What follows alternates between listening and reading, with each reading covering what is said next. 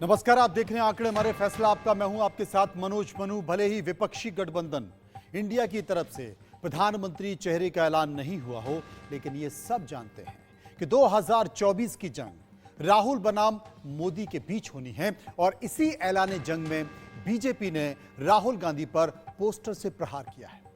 दरअसल बीजेपी ने अपने सोशल मीडिया हैंडल पर राहुल गांधी का एक पोस्टर जारी किया है और उन्हें नए जमाने का रावण बताया है।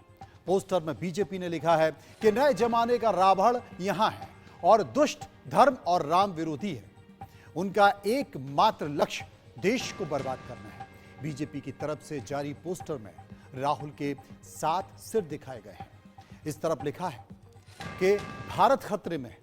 पोस्टर के ठीक नीचे बड़े अक्षरों में लिखा हुआ है और सबसे नीचे अंग्रेजी में लिखा हुआ है a Congress party production, directed by George Soros.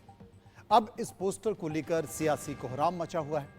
आपको याद दिला दूं कि जिस तरीके से राहुल गांधी के लिए बीजेपी ने शब्दों का इस्तेमाल किया, ठीक उसी तरह से कांग्रेस की तरफ भी प्रधानमंत्री मोदी के लिए अब शब्द कहे जा चुके हैं।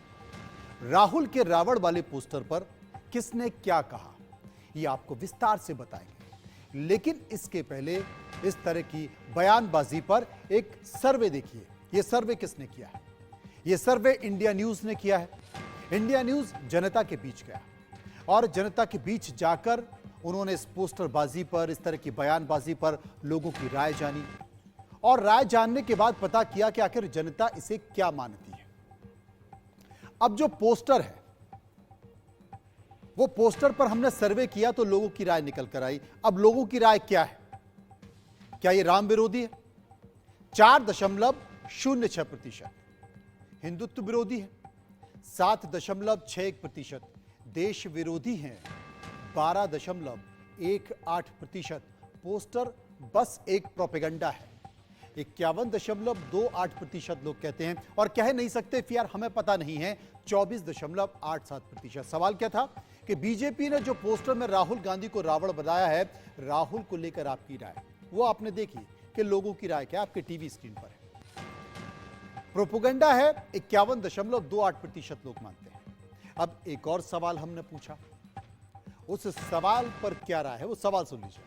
भारत जोड़ो यात्रा के बाद के राहुल गांधी को लेकर आपके मन में क्या छवि बनी है? भावी प्रधानमंत्री 16.26%। विपक्ष का चेहरा 15.75%। परिपक्व यानी कि मैच्योर लीडर, परिपक्व राजनेता 11.67%। कोई फर्क नहीं पड़ा है 52.79%। कह नहीं सकते 3.55%। यह दूसरा सवाल था जो आपके सामने आपके टीवी स्क्रीन पर है। कुछ और सवाल भी हैं, वो आपसे बाद में चर्चा करेंगे, लेकिन कुछ मेहमान हैं हमारे साथ, उनसे चर्चा कर लेते हैं, समझ लेते हैं। यासिर जिलानी जो कि बीजेपी के नेता हैं इस वक्त हमारे साथ मौजूद हैं। आनंद जाट जो कि कांग्रेस के नेता हैं वो हमारे साथ हैं और कुमार राकेश जो कि वरिष्ठ पत्रकार हैं वो हमारे पास मौजूद हैं। मैं पॉलिटिकल पार्टी पे आऊंगा, लेकिन सबसे पहले एक बार वरिष्ठ पत्रकार कुमार राकेश हमारे साथ हैं, उनकी मैं राय लेना चाहता हूं वो इस मसले पर क्या मानते हैं। कुमार राकेश, आप क्या मानते हैं? क्योंकि पोस्टरबाजी स्वाभाविक तौर पर 5 राज्यों में विधानसभा चुनाव है और विधानसभा चुनाव है तो आचार संहिता बस कुछ घंटों की बात है, 24 घंटे 72 घंटे। लेकिन जिस तरीके से धीरे धीरे राजनीतिक पार्टियां चुनावी सफर में कूद चुकी हैं, तापमान वहां का बढ़ गया है, ये पोस्टरबाजी, ये बयानबाजी और रावण जो पोस्टर दिखाई दे रहा है आपको जिसमें राहुल गांधी को रावण बना दिया गया, रावण के 10 सर थे, यहां पर 7 लगाए गए हैं। क्या मानते हैं इस पोस्टरबाजी को? नहीं, मैं थोड़ा सवाल मनोज जी समझना चाहूंगा। जी जी, क्या करें? आप सवाल जो है राहुल गांधी को लेकर, थोड़ा सा वो आवाज ब्रेक हो रहा था जी, सवाल मेरा यही है कि जिस तरीके से बीजेपी ने सोशल मीडिया पर राहुल गांधी को रावण बना दिया है, 7 सर लगाकर उन्होंने लिख दिया है कि ये नए जमाने के रावण हैं। अब स्वाभाविक तौर पर कांग्रेस भी इसके जवाब में कुछ कहेगी, तो इस पोस्टरबाजी को लेकर, इस तरह की पोस्टरबाजी को लेकर आप क्या मानते हैं? देखिए, इस तरह की जो राजनीतिक प्रतिद्वंदता अपनी जगह पे है, लेकिन रावण जो है प्रतीक है एक तरह से कुशासन का, घृणा का, ईर्ष्या का। तो शायद भाजपा ने उस विचार से रावण बनाने की कोशिश की हो, लेकिन मुझे नहीं लगता कि रावण की जो चारित्रिक भूमिका थी, रावण जितने गुणी थे, जितने विद्वान थे, जितने शिव भक्त थे, उसके कहीं से भी समीप में राहुल गांधी ठहरते हैं। एक और जो भी उन्होंने रावण बनाने की कोशिश की है, एक एक उसे कहा जाए सूचनात्मक है या प्रतीकात्मक है। लेकिन रावण की कई भूमिकाएं हैं। भारत में, दक्षिण भारत में लोग रावण को पूजते हैं, हालांकि इनको भी दक्षिण भारत में लोग प्यार करते हैं, उसको जोड़ा जाए कहीं से तो। लेकिन अब आज की तारीख में राजनीतिक प्रतिस्पर्धा में इस तरह से चीजें बढ़ गई हैं कि लोग किसी को कुछ भी बोल देते हैं और ऐसे ऐसे अपशब्दों का इस्तेमाल कर रहे हैं जो कि सामाजिक और राष्ट्र हित में उसे कभी भी उसको समर्थन नहीं दिया जा सकता, नहीं दिया जाना चाहिए। लेकिन ये भाजपा के प्रवक्ता बताएंगे उन्होंने रावण क्यों कहा, लेकिन मैं एक पत्रकार होने के नाते, देश का एक संवेदनशील नागरिक होने के नाते मैं ये कह सकता हूं कि भाजपा ने उस रावण को, जो उत्तर भारत के लोग मानते हैं, उस प्रतीक के रूप में उनको कहा होगा। और हालांकि की कई प्रवृत्तियां जो कुशासन वाला रावण है या कंस मामा वाला स्थिति है, कहीं से मिलती जुलती भी है।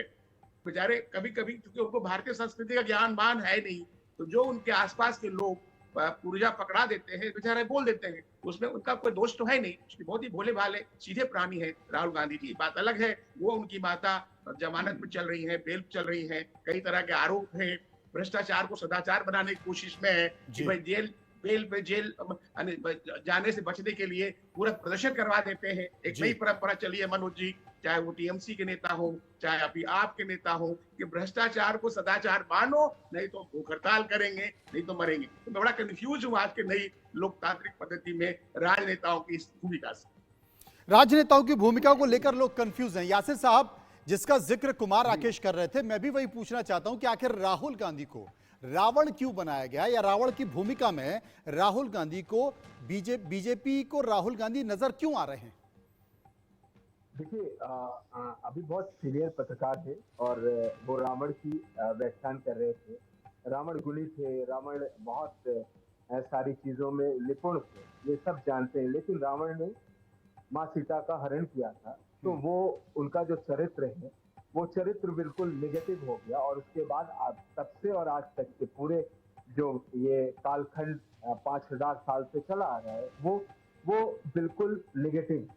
और इसलिए आप देखेंगे कांग्रेस के नेता के चरित्र, हम पिछले अगर 2014 के बाद ही देख लेते हैं, तो वो 4 बार के सांसद हैं, लेकिन उन्होंने जब जब चुनाव आया है, उन्होंने अपना स्वरूप और रूप बदला है। वो तुष्टीकरण के चैंपियन है, ये भी भारत जानता है। एक वर्ग को लुभाते हैं क्योंकि उन्हें उसमें वोट बैंक दिखता है। और वो जो उनके साथी हैं, जो उनके गठबंधन के अभी नए नवेले साथी हैं, उसमें चाहे उदयनिधि मारन हो, उदयनिधि स्टालिन हो, चंद्रशेखर हो, ए राजा हो, और कई शरीफी नेताओं ने, जिन्होंने सनातन को गाली दी, सनातन को डेंगू और मलेरिया कहा, बीमारी कहा। राहुल गांधी मम थे, राहुल गांधी चुप थे, राहुल गांधी ने एक अल्फाज नहीं बोला है। तो राहुल गांधी के चरित्र को समझने के लिए ये सारे उदाहरण सामने हैं। और नहीं, लेकिन यासिर साहब एक चीज मैं समझना चाहता हूं कि रावण तो सनातनी भी थे, वो शिव को मानते थे, शिव की स्तुति करते थे, यहां तक कि उन्होंने शिव को प्रसन्न भी कर लिया था, वो अपने शरीर के साथ स्वर्ग में जाना चाहते थे। लेकिन उन्होंने, आपने कहा कि उन्होंने सीता का हरण किया, और सीता का हरण करने के बाद रावण के सारे गुण बेकार हो गए। तो यहां राहुल गांधी ने किस सीता का हरण किया है, यह मैं समझना चाहता हूं। मनु जी, आप तार्किक, तर्क और रिसर्च की पत्रकारिता के लिए जाने जाते हैं। आप राहुल गांधी को जिस तरीके से मासूम दिखाया जाता है कि उनको कोई पर्ची पकड़ा देता है, उनको ज्ञान नहीं है, ये बात नहीं है। वो सांसद 4 बार के हैं, वो हिंदुस्तान के बाहर, हिंदुस्तान में अच्छे कॉलेज में उन्होंने पढ़ाई करी, और हिंदुस्तान के बाहर भी अपनी उच्च शिक्षा जब लेने गए तो अच्छे इंस्टीट्यूशन में पढ़ाई करी। ये जानबूझ के जो सारी चीजें वो करते हैं, ये उनके चरित्र का हिस्सा है। अगर उनका चरित्र इस तरीके से नहीं होता तो क्या वो देश के बाहर जाके देश के बारे में अनाप शनाप, देश की प्रतिष्ठा को गिराने वाले बयान वो देश के बाहर जाके क्यों बार बार एक ही बात को दोहराते हैं? क्यों वो चाइना के समर्थन में दिखाई देते हैं उस वक्त जब देश अपने सर्वश्रेष्ठ दिशा को स्थापित करने की कोशिश में लगा हुआ है? जो हमारा सर्वोच्च नेता है, जो दृढ़ इच्छा शक्ति का भारत का नेतृत्व है प्रधानमंत्री नरेंद्र मोदी के रूप में, वो सर्वश्रेष्ठ देश में भारत को खड़ा कर रहा है, पूरी ताकत लगा रहा है, 24 घंटे बिना रुके काम कर रहा है, उसमें आप अड़ंगा लगा रहे। आप राजनीति करिए, विपक्ष में को संविधान ने हक दिया है, संविधान के सहारे आप किसी तरह की राजनीति कर सकते हैं, लेकिन अगर आप निगेटिव थॉट को सामने लाएंगे तो इस तरीके के चरित्र से आपको जरूर जोड़ा जाएगा। अब समझने वाले जो भारत की जनता है वो जनार्दन है, वो समझ रही है कि किस तरीके से उसे भारत की जो जनता है वो समझ रही है। आनंद साहब, शुरुआत कहीं ना कहीं कांग्रेस के नेताओं द्वारा शुरू की गई है। पहले चाय वाला कहा गया, फिर नीच कहा गया, फिर रावण कहा गया। तमाम सारे बयान देश के प्रधानमंत्री नरेंद्र मोदी को लेकर कांग्रेस ने कहे, और जब बात वहां से निकली है तो फिर दूर तलक जाएगी, और जब दूर तलक जाएगी तो स्वाभाविक तौर पर कांग्रेस के नेताओं को चुभेगी ही, ठीक वैसे ही जैसे अभी चुभ रही है। मनोज जी, बड़ा अच्छा प्रश्न है आपका। एक सम्मानित सांसद की ब्याहता पत्नी को 50 करोड़ की गर्लफ्रेंड किसने कहा था? कांग्रेस की नेता और बलिदानी प्रधानमंत्री की पत्नी को कांग्रेस की विधवा किसने कहा था? जर्सी गाय और हाइब्रिड बछड़ा किसने कहा था? देश की सम्मानित सांसद को संसद भवन के अंदर शूर्पणखा जैसी हंसी से किसने नवाजा था? ये किसके शब्द हैं? किसका सम्मान है? रावण रथी विरथ रघुवीरा, तुलसीदास जी कहते हैं रावण रथ पर चलता है। और रथ पर कौन चलता है? भारत में जितनी भी रथ यात्राएं हुई हैं वो किसने की है? किस पार्टी ने की है? रावण का रूप धरकर ठगने कौन आता है? और रावण रथी विरथ रघुवीरा, पैदल चलने वाले जो रघुवीर हैं उनके पद चिन्हों पर चलने वाले व्यक्तित्व का नाम राहुल गांधी है। जो आचार्य शंकर के रास्ते पर चलते हैं, वो आचार्य शंकर जो भारत की यात्रा करने के बाद शंकराचार्य के रूप में प्रतिष्ठित हुए थे, वो जो सिद्धार्थ थे वो भारत की यात्रा करने के बाद गौतम बुद्ध हुए थे। मोहनदास करमचंद गांधी भारत की यात्रा करने के बाद महात्मा गांधी और भारत के राष्ट्रपिता के रूप में प्रतिष्ठित हुए। उनके पद चिन्हों पर चलने वाले राहुल गांधी जी को ये मायावी लोग जो खुद रावण के पद चिन्हों पर चलते हैं, किस तरह से शालीन भाषा में जो है वरिष्ठ पत्रकार जी रावण का महिमा मंडन कर रहे थे। रावण अहंकार का प्रतीक है, और सबसे ज्यादा अहंकारी कौन है, सबसे ज्यादा बहरूपिया कौन है? भारत की जानदार, शानदार और समझदार जनता बहुत अच्छे से जानती है। इसलिए आज प्रश्न ये नहीं है, क्योंकि 1945 में गोडसे की पत्रिका अग्रणी ने महात्मा गांधी के नेतृत्व में कांग्रेस नेताओं के भी 10 सिर बनाकर एक कार्टून छापा था, जिसमें श्यामा प्रसाद मुखर्जी और सावरकर दोनों जो है वो उन्हें तीर मार रहे थे। तो महात्मा गांधी और राहुल गांधी जी को बार बार ये रावण बताने की कोशिश कर रहे हैं। क्यों? क्योंकि इनकी नफरत की राजनीति, सांप्रदायिकता की राजनीति जो है उसके रास्ते में रोड़ा है। वो देश को बचाने निकले हैं, देश की जनता को के पक्ष में खड़े होकर इनके जो सूट बूट वाली सरकार है उसके षड्यंत्रों का पर्दाफाश कर रहे हैं। अगर राहुल गांधी जी ये पूछते हैं कि प्रधानमंत्री जी विदेश नीति और देश की तमाम व्यापार और उद्योग की नीतियां एक व्यक्ति के लिए क्यों चला रहे हैं, तो संसद की सदस्यता से उनकी सदस्यता रद्द कर दी जाती है। तो राहुल गांधी के साथ ऐसे ही प्रभु श्री राम को भी जो है निर्वासित किया था राजपाट से। और मतलब हम कुल मिलाकर ये समझे कि अपनी अपने तरीके से राजनीतिक पार्टियों के द्वारा व्याख्या की जा रही है। यासिर साहब ने कहा कि हाँ साहब रावण है, और उसके तर्क भी उन्होंने दिए, लेकिन आनंद जाट कहते हैं कि साहब वो रघुवीरा हैं, राम हैं। और देखिए जिस तरीके से राम अपने पैरों पर चलते हुए उन्होंने वनवास काटा, महात्मा गांधी का भी जिक्र किया, तो वो उन्हें उस तरीके से दिखाई दे रहे हैं। मैं वापस आऊंगा, लेकिन इसके पहले देश के राजनीतिक पार्टियों से जुड़े तमाम लोग इस पूरे घटनाक्रम को लेकर, पोस्टरबाजी को लेकर क्या सोच रहे हैं, क्या कह रहे हैं, एक बार उस पर नजर डालते हैं। बीजेपी के लोग हैं राहुल जी के खिलाफ जिस तरह से घृणा का भाव फैला रहे हैं, उससे राहुल जी की लाइफ रिस्क में है। पहले तो राहुल जी को की इमेज कितना खराब किया, और इतना शायद ही कोई झेल पाएगा। इतना ज़्यादा दुष्प्रचार किया, मीम्स बनाए और बकवास किए गए। उसके बाद में अब उसी राहुल जी से डरने लगे या कांपने लगे हैं। उसी का प्रतिफल है कि अब खुल करके आ रहे हैं और ये बौखला गए। भी गिर सकते हैं। उनकी स्थाई से वो मोरियों से निकलकर अब बाहर उबर के आ रहे हैं ना, अफसोस इस बात की है। और फिर रावण को आप राहुल गांधी को क्यों दिखा रहे? प्रधानमंत्री जी है, मेरा भाई है। मैंने कहा था कि प्रधानमंत्री जी को, उन्होंने मुझे एक नाम लेके, उनकी बहन का नाम लेके पुकारे थे, तो भाई तो बनते हैं मेरे। तो और कितने लोग ऐसे? Well, it shows their frustration. They are totally frustrated with India alliance, and they know in their heart of hearts कि जो इनका जो whatever tactics they have played, जो भी करते थे, हिंदू मुस्लिम लड़ाई के लड़ते थे, वो फेल हो गई है। And just imagine for a second, एक सेकंड के लिए इमेजिन कर लीजिए, अगर इस पोस्टर पे किसी बीजेपी के सुप्रीम लीडर की फोटो होती तो अभी तक वो बंदा जेल में डाल दिया होता, बिना जमानत के। कोई केस नहीं, कोई पूछताछ नहीं उसको। बीजेपी ने राहुल गांधी को रावण के रूप में दिखाया, ये इसलिए शायद दिखाया होगा कि ये विदेश में जाके अपने देश की बदनामी करते हैं, भारत के गौरव को ठेस पहुंचाने का काम करते हैं और भारत को नीचा दिखाने का काम करते हैं। ये राजनीति इस तरह से देश के साथ करना ये उचित नहीं है। जो आदमी प्रधानमंत्री बनने का सपना देखता है वो इस तरह से अगर करेंगे तो ये बात ठीक नहीं है। इसके पहले जो कांग्रेस के प्रधानमंत्री थे, भारतीय जनता पार्टी ने कभी विदेश में जाके अपने देश को नीचा दिखाने का काम कभी किया नहीं।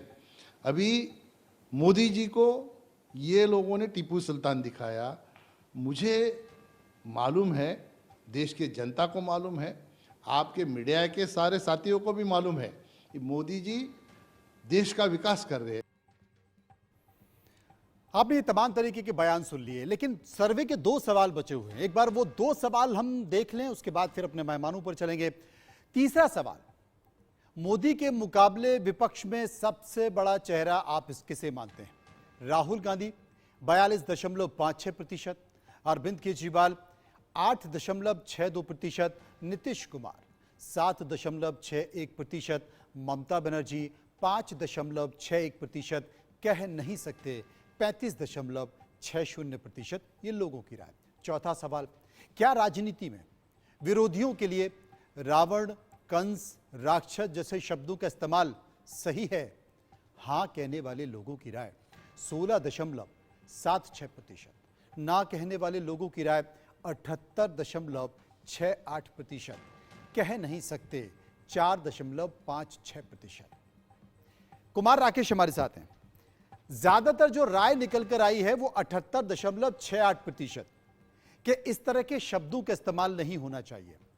लेकिन राकेश जी, सड़क से लेकर संसद तक इसी तरह के शब्दों का इस्तेमाल हो रहा है और सर्वे के जरिए हमने लोगों की नब्ज दिखाई, यानी कि पब्लिक नहीं पसंद करती है, जनता नहीं पसंद करती है, बावजूद इस तरह के शब्दों का इस्तेमाल किया जा रहा है और कहीं कोई डर नहीं है, कहीं कोई भय नहीं है। हर राजनीतिक पार्टी अपने अपने प्लेटफॉर्म पर चर्चा करती है कि राजनीति में भाषा की मर्यादा होनी चाहिए, भाषा पर संयम होना चाहिए, बावजूद इसके पालन कोई नहीं कर सकता। सड़क से संसद तक बयानबाजी चल रही है, दोनों ही पार्टियों में या सभी पार्टियों में? मनोज जी, आपने बहुत बड़ी बात कही। मैं पहले भी कहा इस बात को कि ऐसे शब्दों का प्रयोग या उपयोग राजनीति में या सामाजिक जीवन में नहीं किया जाना चाहिए। अभी हमारे आनंद जी एक अच्छी बात कर रहे थे कि कुछ फैक्चुअली मैं करेक्ट कर दूं कि राहुल गांधी की सदस्यता जो गई थी वो अन्य कारणों से नहीं गई थी। उनके बड़बोलेपन और गैर जिम्मेदारा बयान, जो मोदी पूरे समस्त मोदी को चोर कहा था समाज को, तो किसी एक मोदी ने केस किया था, उसके बाद बड़ौदा केस में हुआ, उस मामले में उनकी सदस्यता गई थी। एक दूसरी बात, मुद्दा जो आप कह रहे हैं, जो सर्वे की बात है, बिल्कुल समाज का दर्पण वही है कि आप शब्दों का प्रयोग नहीं करना चाहिए। लेकिन यहाँ दोनों पार्टी को सोचने समझने की बात है। वन, मौत का सौदागर कहना, नाली का कीड़ा कहना, दंगाई बोलना, दोनों पार्टी में कोई कम नहीं है। अभी गुजरात के चुनाव में खड़गे जी का बयान आया, फिर उधर उत्तर और प्रत्युत्तर, फिर चौकीदार चोर बोलना, फिर चौकीदार का चुनाव में जीतना, ऐसे कई चीजें हैं। अब अडानी अंबानी की बात करना, जैसे कि 2014 के बाद अडानी अंबानी पैदा हुए, पहले थे ही नहीं, तो ऐसी कई चीजें घट रही है समाज के आसपास राजनीति में, जिसपे सभी दलों को बैठ के चिंतन करना चाहिए। अब एक मैं बहुत मुद्दे की बात कर रहा हूँ, सभी दल एक बात में जुटे हैं, इनकम टैक्स नहीं लगना चाहिए। सभी दल एक बात में जुटे हैं, मैं 1991 से संसद कवर कर रहा हूं, आपको पता है कि 1 मिनट में सांसदों के वेतन बढ़ाने का बिल रखते नहीं, थपथपा के पास हो जाता, कोई से बात नहीं होती भत्ते के लिए। सभी दल एक मामले में एक मत है कि उसकी आरटीआई नहीं रखनी चाहिए। इसको ठीक कौन करेगा? चुनाव सुधार का बिल, माननीय अटल बिहारी वाजपेयी जी चिंता व्यक्त करके मैंने कई बार इंटरव्यू किया, अडवाणी जी 64 के बाद से लंबित है, कोई चर्चा नहीं कर रहा। ये क्या है? ये सभी के लिए आत्मचिंतन की जरूरत है। हम दोषारोपण, आरोप प्रत्यारोप करके समाज को किस दिशा में ले जाना है, कोई दल एक साथ नहीं बैठता। यदि मान लिया कि मोदी जी को हमने चैनल में नरेंद्र भाई मोदी बोल दिया, तो मैं क्या बोलूं उनको? अरे मोदी जी बोल रहे, इज्जत दिया, देश के निर्वाचित प्रधानमंत्री है, उस पर किसी कांग्रेस के प्रवक्ता का एक ये निकल गया कि भाई पत्रकार है, नरेंद्र भाई मोदी जी बोल रहे हैं, तो भाई राहुल गांधी को राहुल विंसी तो नहीं बोल रहा हूँ, सोनिया गांधी को मैं एंटनी मैनू तो नहीं बोल रहा हूँ। मुद्दा है समझने की, एक दूसरे को जानने की, एक मत होकर समाज को किस दिशा में ले जाना है। सिर्फ बीजेपी और कांग्रेस का दायित्व नहीं है, हम लोग भी है। अपने सर्वे दिखाया 78%, वो समाज का दर्पण है वो, हमारा आपका अपनी सोच है। लेकिन इसके लिए जिम्मेवार, मैं दोनों दलों को जिम्मेदार मानता हूँ, किसी एक को मैं एक्सक्यूज नहीं कर सकता, लेकिन ज्यादा कम कौन कम? प्रमोद महाजन उसी के बीच दोनों इसी बात को लेकर कंपटीशन चल रहा है और कंफ्यूजन भी बना हुआ। यासिर साहब आप कुछ बोल रहे हैं? घृणा कौन कितना फैला सके, ये समाज का रूप नहीं हो सकता। यासिर आप प्रेम की, मोहब्बत की दुकान बोलते हैं, उल्टा काम करते हैं। अगला नहीं बोलता है, करता है, उस पर क्रिटिसाइज करते हैं। भाई अब देश विश्व का सबसे लोकप्रिय नेता और मॉर्निंग स्टार ने, अमेरिका की एजेंसी ने नरेंद्र भाई मोदी को बताया। अब उसके लिए आपको खुश तो होना चाहिए, हमारे भारत का ही तो है, पाकिस्तान देश को खुश होना चाहिए। क्रिटिसाइज करने के लिए आप योजनाओं पर क्रिटिसाइज करो, आप कामकाज पे करो, लेकिन व्यक्तिगत तौर पर इस तरह की टिप्पणियां नहीं होनी चाहिए। यासिर साहब वहां इस तरह से बात कर रहे हैं भारत के बारे में जैसे कि आप चीनी या पाकिस्तानी चीजें हैं, जिसके लिए कोई कुछ बोले, मैं घंटों बहस करने के लिए तैयार हूं। लेकिन जब देश की बात आती है, सबको एकजुट होने की जरूरत है और सबको बिल्कुल सही बात है। यासिर जिलानी साहब, आरोप प्रत्यारोप बात नहीं होनी चाहिए। और जो आपने बात यासिर साहब, भाई ऐसे अफसरों का प्रयोग राजनीति में बंद होना चाहिए। चिंता होती है, एक लोग चिंता जताते, लेकिन रिजल्ट कुछ नहीं आता। यासिर जी, ये अपने चिंता की बात। देखिए, मुझे बहुत हास्यास्पद लगा जब कांग्रेस के नेता राहुल गांधी को रघुवीर कहने, ये वही लोग हैं ना मर्यादा पुरुषोत्तम राम के अस्तित्व के लिए कोर्ट चले गए, नकारा था, और आज आप इस तरीके से उन्हें सिद्धार्थ, उन्हें रघुवीर, मर्यादा पुरुषोत्तम राम के बराबर में खड़ा कर रहे, किसको बेवकूफ बना रहे हैं, किसे झांसा दे रहे हैं? आपके इतिहास को, आपके राजनीतिक चरित्र को भारत जानता है। जब जब आपको मौका मिला है, आपने लूटा है, छोटा है भारत को। आपके जिन राज्यों में सरकारें चल रही है, वहां भ्रष्टाचार कोई ऐसा डिपार्टमेंट नहीं है जहां तक पहुंचा नहीं। मनु जी, मैं 2 दिन पहले राजस्थान से आया हूँ। राजस्थान में मैं एग्जाम्पल के तौर पे बताऊं, जैसलमेर से निकल के अजमेर होते हुए मैं जयपुर होते हुए दिल्ली आ रहा था। कहीं 110 रुपए का पेट्रोल, कहीं 109 रुपए का पेट्रोल है, कहीं 108 रुपए का पेट्रोल। उस पे जनता चर्चा कर रही है। ये यहाँ पे जिस तरीके की बात कर रहे, लेकिन इन्होंने नैरेटिव गंवा दिया है। पब्लिक इंतजार कर रही है कि आइए चुनाव में फिर हम आपको बताते हैं। जो प्रोपेगेंडा का खेल चल रहा है, हकीकत में जनता इनसे नाराज है। राजस्थान भी जा रहा है, इनसे मध्य प्रदेश भी ये जा रहे, और छत्तीसगढ़ में तो ये हार ही रहे हैं। इन्हें अपने काडर पे, अपने नेताओं की गुटबाजी इतनी चरम सीमा पे है कि आज तक इन्होंने एक टिकट अनाउंस नहीं किया है। क्योंकि टिकट अनाउंस हो जाएगा तो जो गुटबाजी है वो सामने आ जाएगी और आधा दर्जन से ज्यादा इनके जो बड़े लीडर है राज्य स्तरीय वो पार्टी छोड़ के चले जाएंगे। कांग्रेस की हालत ये है, उसके बाद भी ये बात कांग्रेस नहीं की हालत बाकी ये है। आनंद जाट साहब बता दें कांग्रेस की हालत क्या है? खड़ा कर रहे हैं। खैर, जो असली प्रश्न है उन प्रश्नों से ध्यान भटकाते हैं। असली प्रश्न है कि मर्यादा पुरुषोत्तम राम से आप सामने लाके खड़ा करिए। थोड़ा सा ना मर्यादा में रहिए।